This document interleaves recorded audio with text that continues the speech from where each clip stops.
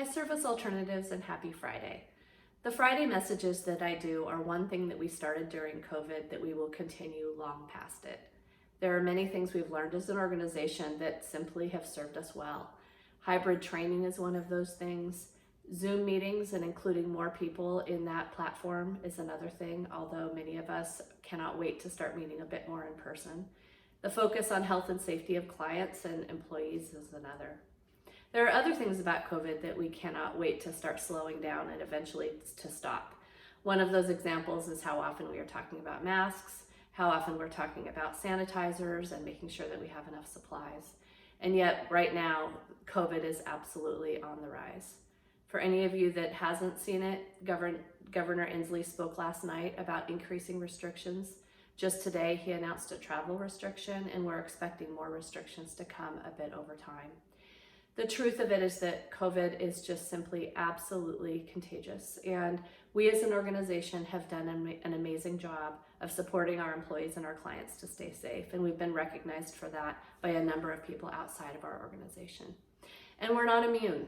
I told you all about the first instance of a COVID positive situation that we had back in July.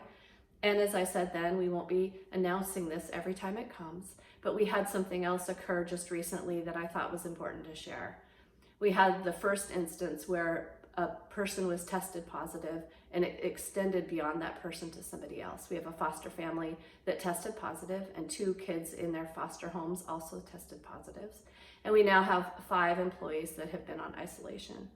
And it's an example of the fact that this is what's happening in our communities. They're finding that more and more family homes and small gatherings are what are prompting this.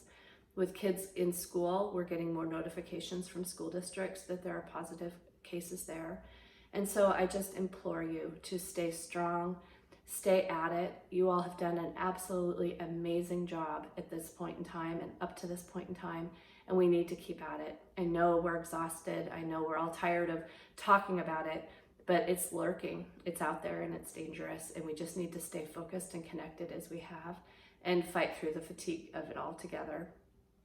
Speaking of safety, there are so many people in public safety roles, and this last week we celebrated Veterans Day. We actually have a number of employees that were veterans, and we have a number of employees that are part of military families, and it's a great opportunity to just express appreciation for all of you and the role that you all take in keeping our country safe. It's something that many of us living day to day don't really think about, and yet the people that are out there in the military protecting our country is profound. So I want to thank you, all of you who really contribute to the safety on that level as well.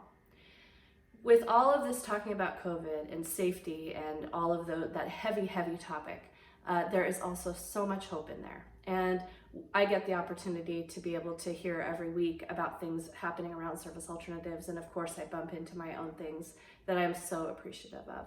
And I, for myself, am able to hold on to that gratefulness and that feeling of privilege of what we are able to do to continue to make the world a better place despite COVID. A couple things that are going on around SA today that I want to share.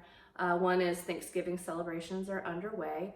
Pierce and King County supported living teams are celebrating a big Thanksgiving meal and day together. And this is fun because Pierce County has done quite a bit as an intact area, and they're starting to do more to include Pierce County as well. Clients are benefiting from Zoom. They're also experiencing Zoom fatigue, but I think for all of us, even with that, Zoom still provides a way of staying connected. And so I can't wait to hear how this goes for all of them. I hope all of you are underway with planning for Thanksgiving with your clients and your families as well. The Vancouver team is awfully proud of their pumpkin win, and also they have a lot of pride right now in a situation where they have a child that we were serving for about 2 years in behavior rehabilitation services, which is a pretty high level of care and support.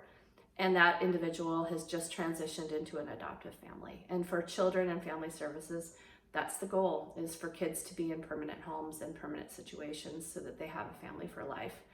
So that's exciting for the Vancouver team, and I'm just impressed with the results that the Vancouver team continues to accomplish.